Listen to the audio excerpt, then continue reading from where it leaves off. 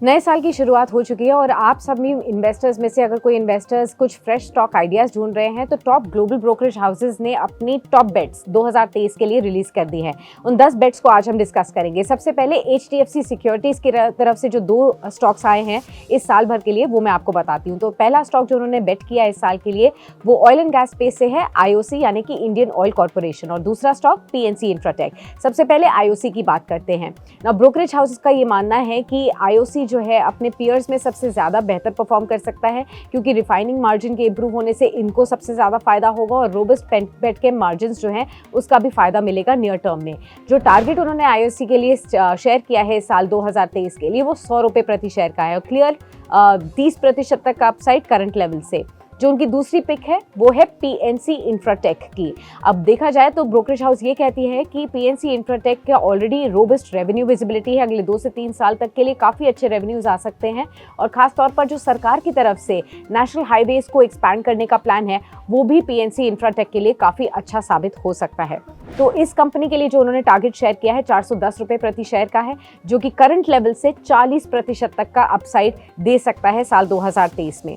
IIFL securities ये दूसरी brokerage house है जिन्होंने भी 2 बेट्स चुने हैं 2023 के लिए। पहला बेट उनका बैंकिंग स्पेस से और दूसरा ट्रैवल टेक्नोलॉजी स्पेस से है। पहली बेट की अगर हम बात करें तो बैंकिंग स्पेस से SBI, देश का सबसे बड़ा बैंक, यहाँ पर उनको भरोसा है। IIFL का मानना है कि ऑलरेडी अगर हम देखें तो स्ट्रॉन्ग लोन ग्रोथ देखने को मिल रही है, शार्प मार्जिन एक्सपेंशन है, एसेट क्वालिटी की इंप्रूवमेंट है और इन्हीं सब बेसिस की वजह से SBI रिटर्न ऑन इक्विटी भी काफ़ी स्ट्रॉन्ग पोस्ट कर सकती है आगे जाते हुए। उनका ये भी मानना है सेकेंड टर्म में अगर हम देखें तो रेट गेन ट्रैवल ये एक दूसरी पिक है उनकी तरफ से, जहाँ वो मानते हैं कि जो डील पाइपलाइन है वो काफ़ी स्ट्रांग है, ऑल टाइम हाई पर है, जो पेस ऑफ क्लोजर्स हैं वो भी काफ़ी हेल्दी हैं। उनका ये भी मानना है कि एबिडा मार्जिन्स जो हैं कंपनी की वो भी 20% तक के आसपास जा सकती है FY25 तक और स्ट्रॉन्ग ट्रैवल डिमांड के चलते भी कंपनी को काफ़ी फायदा हो सकता है। जो टारगेट उन्होंने इस कंपनी के लिए दिया है वो 405 रुपये का है, यानी कि करंट लेवल से 42% तक का अपसाइड। नेक्स्ट हम देखते हैं JM फाइनेंशियल सर्विसेज की तरफ से जो 2 स्टॉक रिकमेंडेशंस आए हैं 2023 के लिए। पहला बैंकिंग स्पेस से प्राइवेट बैंक का एक लीडर ICICI बैंक और दूसरा सैफायर फूड्स, ये उनकी 2 बेट्स हैं 2023 के लिए। ICICI बैंक के लिए उनका जो टारगेट है वो 1100 रुपये का है 2023 के लिए। उनका क्लियरली मानना है कि इस बैंकिंग स्टॉक ने अगर आप हाल ही की परफॉर्मेंस देखें 2022 की तो काफ़ी उम्दा परफॉर्मेंस दी है और आगे जाते हुए री रेटिंग का कैंडिडेट बन सकता है, खासतौर पर स्ट्रॉन्ग कंपाउंडिंग रिटर्न्स को देखें या फिर जिस तरीके से अपनी एक स्टॉलवर्ट पोजीशन बना ली है ICICI बैंक ने उसको देखें, स्ट्रॉन्ग कैपिटल रेशियोज हैं, स्टडी एसेट क्वालिटी है। तो इन तमाम वजहों की वजह से अगर आप देखें तो ICICI बैंक में काफ़ी अच्छे रिटर्न्स देखने को मिल सकते हैं साल भर में। उनका मानना है सैफायर फूड्स भी एक इंटरेस्टिंग पिक हो सकता है इन्वेस्टर्स के लिए। टारगेट उन्होंने इस कंपनी का 1750 रुपये प्रति शेयर का दिया है। उनका मानना है जिस तरीके से स्टोर एडिशन की ट्रैजेक्टरी है वो काफ़ी अच्छी है और एक्सपेक्टेशन से भी काफ़ी ज़्यादा बेहतर है और खासतौर पर अगर हम कंपनी के पिज़्ज़ा हट के फ्रेंचाइज के बारे में बात करें वो उनका मानना है कि काफ़ी स्ट्रॉन्ग फुटिंग पर है। इसके अलावा अगर आप देखें तो KFC इंडिया का जो बिजनेस है वो नॉनवेज कंजम्पशन काफ़ी ज़्यादा नॉर्मलाइज हो रहा है, वहाँ पर भी उनको एक उम्मीद है कि एक बेहतर परफॉर्मेंस देखने को मिल सकती है।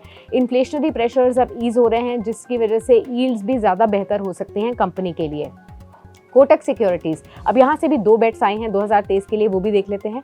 श्रीराम फाइनेंस ये पहली पिक है कोटक सिक्योरिटीज की। उनका मानना है company second largest retail focused NBFC के तौर पर इमर्ज हो सकती है post merger Shriram city union और श्रीराम ट्रांसपोर्ट फाइनेंस के साथ। अब इस नए बिजनेस स्ट्रक्चर को देखते हुए भी उनको लगता है कि काफ़ी फेवरेबल हो जाएगा ये ग्रोथ को सपोर्ट करने के लिए। जो टारगेट उन्होंने शेयर किया है 1675 रुपये का है, क्लियरली करंट लेवल से 21% तक का अपसाइड उनको दिखता है इस कंपनी में। माइनिंग स्पेस से जो उनकी दूसरी बेट है 2023 के लिए NMDC है, जहां पर वो बेट कर रहे हैं 130 रुपये के टारगेट के लिए। कंपनी ने ऑलरेडी उनका मानना है 9% तक का प्राइस कट अनाउंस किया आयरन ओर का रिवाइव करने के लिए वॉल्यूम्स को। और कोटक के लिए देखा जाए तो ये एक स्ट्रॉन्ग री रेटिंग का कैंडिडेट भी बन सकता है आगे जाते हुए। मोतीलाल ओसवाल फाइनेंशियल सर्विसेज की तरफ से भी आखिरी 2 जो पिक्स आई हैं वो भी मैं आपके साथ शेयर कर देती हूँ।